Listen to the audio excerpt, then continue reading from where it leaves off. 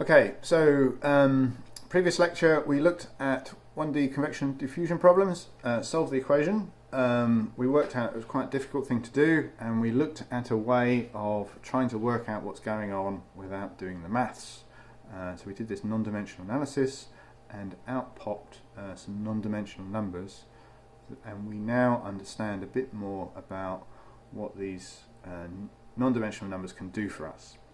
And I introduced Reynolds number and the Navier-Stokes equation, and I discussed how complicated the Navier-Stokes equation is and how we're going to avoid that in part one and deal with it in its simpler forms. And we're going to justify that by saying we'll look at what happens when the Reynolds number is really big or really small, and that sort of defines how we cut up the remainder of the fluid mechanics lectures that are going to come. Okay, so today is the last kind of introductory lecture before we get on to the tricky stuff, and we're going to look at different ways to visualize motion of the fluid, and we're interested in really working out why if you see an image of fluid mechanics, you need to be able to understand what it is you're looking at and what it's telling you. So there are three ways that I want you to understand in terms of how you can visualize a fluid. So the first one is path line. So a path line, very simply, is the trajectory traced out by a single particle released from a point over a certain point of time. So this is a picture from a CFD simulation.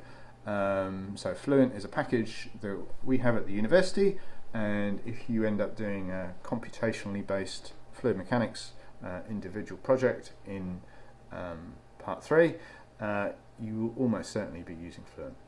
So this is an example of a flow in a channel, and so we can't actually see the channel. So what I want you to imagine is the blue square is the inlet plane, and the red square is the outlet plane, and fluid is coming in the outlet plane, and then it's going from left to right and it's going out the outlet plane. And at the bottom of this channel there's a hole, and we've got fluid coming up into this channel from this hole, and we're interested in where does this fluid go, how does it get convected downstream, and how does it spread out. So this is a sort of a classic environmental problem. Imagine this is a pollutant coming out of a chimney, and effectively we want to work out how quickly the wind can disperse this pollutant and reduce the ambient concentration. So you do this so the way you would do this is you have your exit plane of your chimney, and you place a set of hypothetical particles all over this surface, and then you release all these particles, and they all have an individual trajectory because they all started from a different position, and you can visualize where the fluid from the chimney goes and how much it spreads out and various things like that. Okay, so that's a path line. So the next one is a streak line, and this is a bit similar but not quite. So here's an example of my friend over here generating a streak line. So a streak line is the position of lots of particles released from a steady point. Okay, so here's my smoke generator in the image, and there's lots and lots of particles in this smoke, and where they all are at a future time, you take the photo, and that generates your streak line. Okay, so the difference between a path line and a streak line is you can think about it in terms of using a camera. So with a streak line, if you're using a camera, effectively you set the flow up, you let the flow develop, you've got all of these particles, and then you take a short exposure photograph of where all of these particles are at an instant in time. Okay.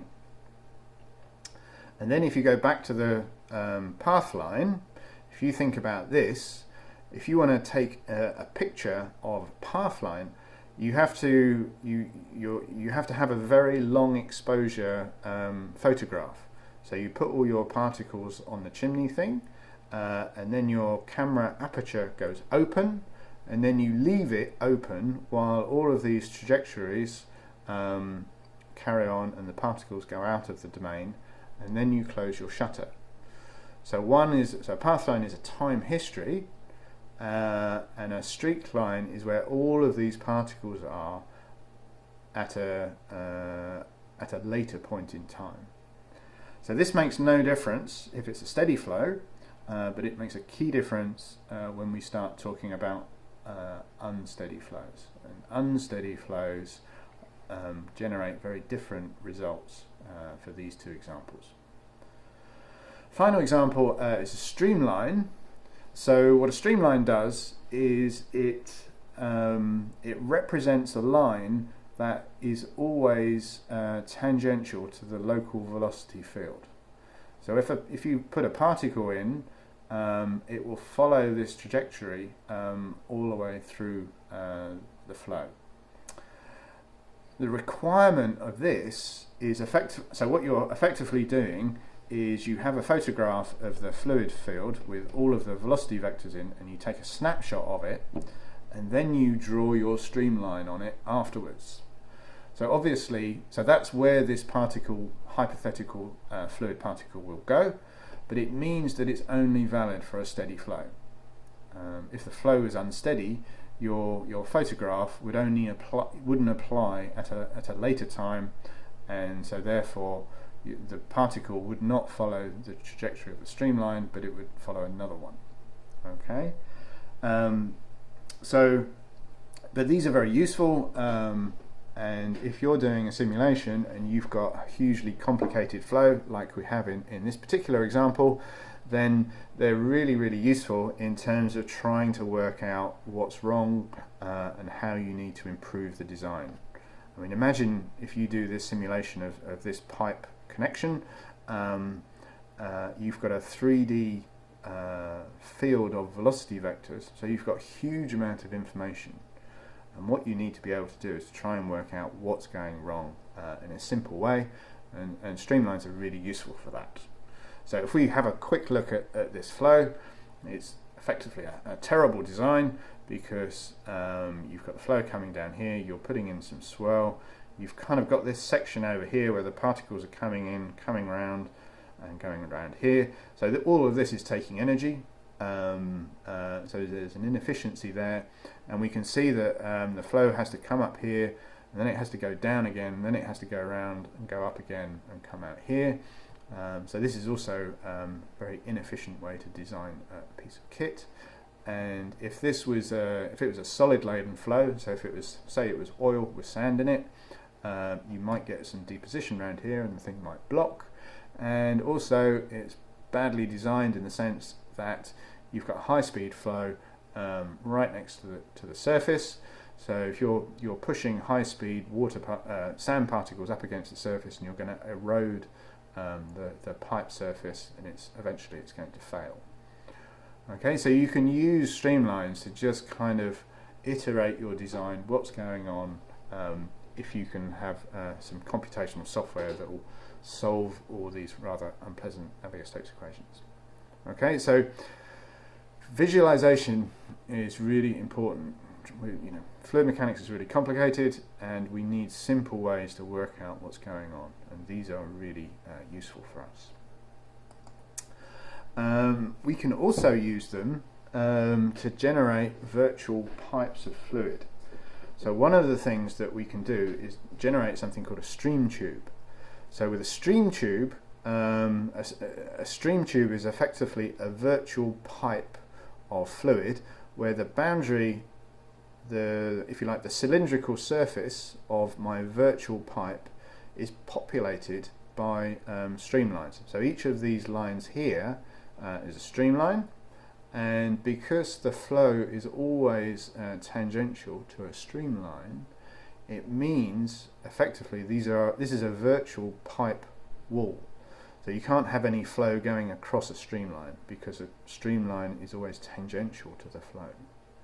So what that means is if you can manage to group a set of streamlines into a closed surface, and you have some flow going into this closed surface, then that mass flow going into that stream tube has to stay in it and go all the way through and come out this surface here. And the reason this is useful for us as a sort of a diagnostic in terms of what's going on in a flow is that we can define the mass on any surface inside this stream tube. So we've got a mass surface here, we've got a mass surface at the end, and in this particular case we've got a mass surface where this propeller is. Okay, so the mass flow through each of these surfaces must be the same due to conservation of mass, and we know what the mass flow is. Effectively, the mass flow is equal to the density times the cross-sectional area times the normal velocity. So this is the velocity normal to that face. So if it's an incompressible flow, effectively the mass divided by the density is a constant. So when if the area of a stream tube changes, that tells us that the velocity is changing because area times the velocity must be a constant. So we can see in this particular example we've got high speed flow going into the stream tube here, then it slows down a bit through the actuator disc, and then it slows down some more to exit this large area up here.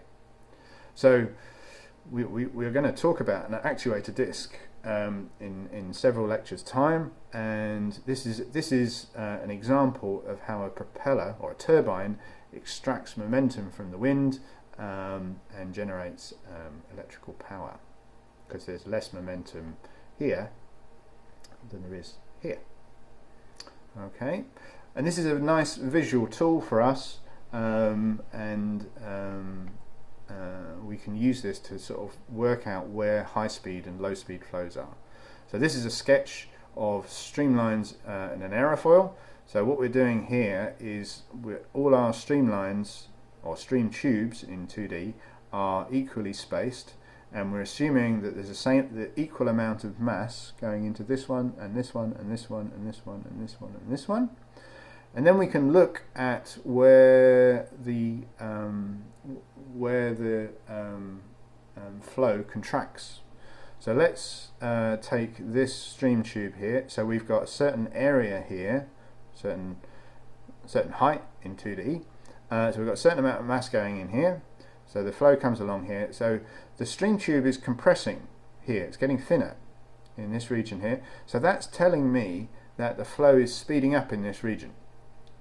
Okay, so this is the high speed region of the flow, and after we get to the sort of the apex or the thickest part of this aerofoil, then the flow, the stream tube's getting bigger, so that means my flow is decelerating as I go through and up to here. So we can look at streamline plots, and that we can work out where the flow is fast or slow. And this is really handy in terms of trying to design bits of kit. Okay, so brief example which we've done in the lecture. So if we draw the U1 Y axis, so if you have X on the X axis and Y is the vertical axis, we end up with a parabola in sort of this shape.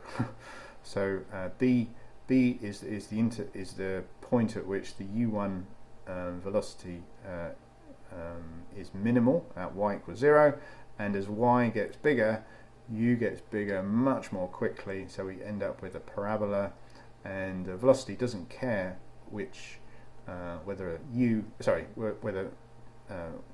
Y is positive or negative, so you end up with a parabola. And then if you draw the streamline plot, on the XY axis. Effectively, these are horizontal lines, and the spacing between them gets smaller as you go away from y equals 0. And that's because you've got a constant amount of mass flow going down each stream tube, and the velocity is increasing down as you go away from the y-axis at as you go away from y equals 0, and this means the stream tubes start to bunch together. Okay, so we've got we know what a pathline, a streakline, and streamlines are, and we can use streamlines to make a stream tube, and these tell us where the flow speeds up and where it slows down, and these are very useful for us. And in a steady flow, all of these things are the same, doesn't matter. But when it's an unsteady flow, only streaklines and pathlines are valid, and streaklines and pathlines will give you completely different images for the same fluid flow. So you need to be quite careful if you're looking at a picture of an unsteady flow that you really understand what your picture is showing you. So the caption of the picture should tell you whether it's a streakline or a pathline. Very important. Okay.